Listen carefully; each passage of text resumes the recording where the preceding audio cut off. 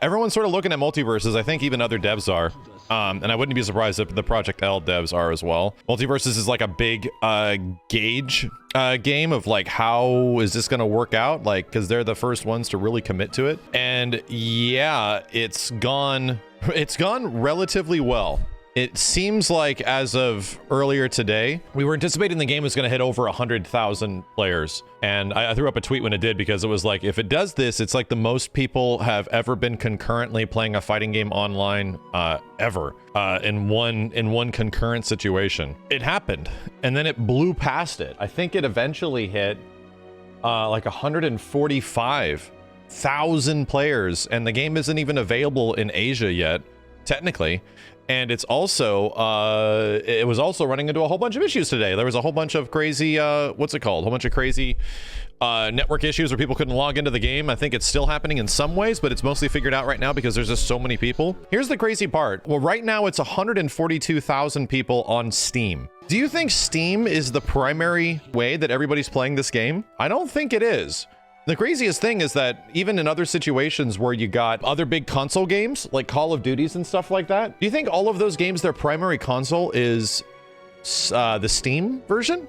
Like the PC version? I don't think it is. I think they probably get the most players in general off of like PlayStation consoles, right? I think mostly PlayStation is like the big where they are, as well as like a bit handed Xbox, if not Switch, if they're available there. So all I'm saying is that MultiVersus got up to, just on Steam alone, 140 plus thousand people playing concurrently. That's not how many people downloaded the game, right? That's not how many people tried the game. That's not how many people played a match and then dropped the game. No, like that's people actively playing at the moment. And that is so much higher than any other recorded fighting game out there. The only one that it could be is probably Smash, but the only reason we think it's Smash, because that was only one platform, that was just on Switch, right? Smash Ultimate likely had quite a bit, but we don't know, because Nintendo will never release those numbers, you know? We have no idea how, there's no other recorded history of how many people are actually playing these games. Brawlhalla was probably the second closest, because Brawlhalla was always the highest. Brawlhalla always had the mantle. There was consistently, like always, over 15 to 30,000 people playing Brawlhalla. So that game always sort of naturally had that many people playing it, plus the console version, so there was like even more at any given time. The craziest part is that MultiVersus has essentially blown it all out. It isn't just the fact that it is free to play. It's a big part of it though.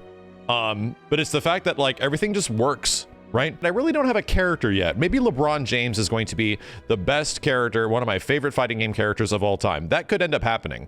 But I really don't have a character that I'm absolutely in love with yet. And I've been a little critical of MultiVersus roster. I don't think their roster is bad, but I think it's sort of mid. Like I don't really have any characters in MultiVersus roster that I think absolutely scream to me. And I feel like the roster is only okay. I wish there was some more bad guys and stuff like that. So for me personally, I'm still sort of like searching for a character that I really like.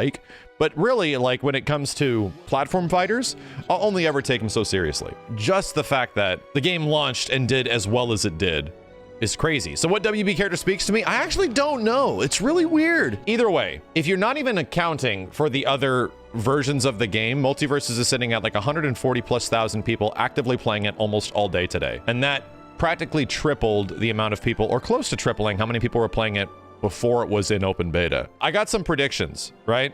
My prediction is like, because there's clearly more characters coming, like Rick and Morty are on the way, and there's other stuff that is going to be arriving in the game. My predictions are that, yes, the overall giant numbers that you're seeing right now will actually go down. But in the future, when new characters are added, in the future, when there is brand new things that are added to the game that are ridiculously exciting, if they get the Terminator, if they get Goku, like I don't know what the heck they're going to be getting or exactly what's going to be in the game. But all I'm saying is that I think because of the nature and the platform the game is being distributed on and how many systems it is on, I feel like it will reach really high numbers again. Like that's the crazy part about free-to-play games, is that if people want to come back and try some new thing, that's in the game, there's nothing stopping you from doing it. You just come back and play, and if not, unlock the character with whatever currency you might be saving or anything, right? That's like the crazy part that's happened with other free-to-play games, is that sometimes they'll have moments in its lifespan later on where they get new stuff, and sometimes their active player counts will eclipse what even the launch was. That is completely different from every other fighting game. This is something we have to realize. No other fighting game is really as popular as it is at launch. And that could definitely be the case. In fact, I think it'll be hard for this game to reach like 150,000 people after day one. That'll truly be spectacular. No other fighting game is like that, right? Every other fighting game, despite like the fact that you get Negan from Walking Dead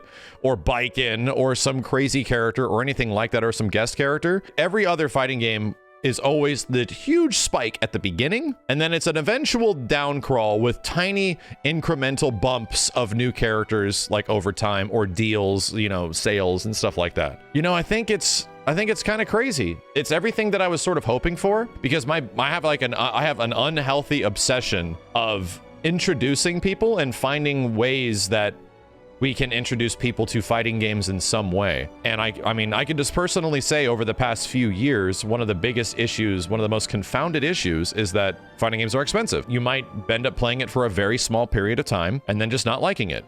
And if not, the online isn't good, or something just doesn't function the way it should. The cool part about MultiVersus is that most of it functions.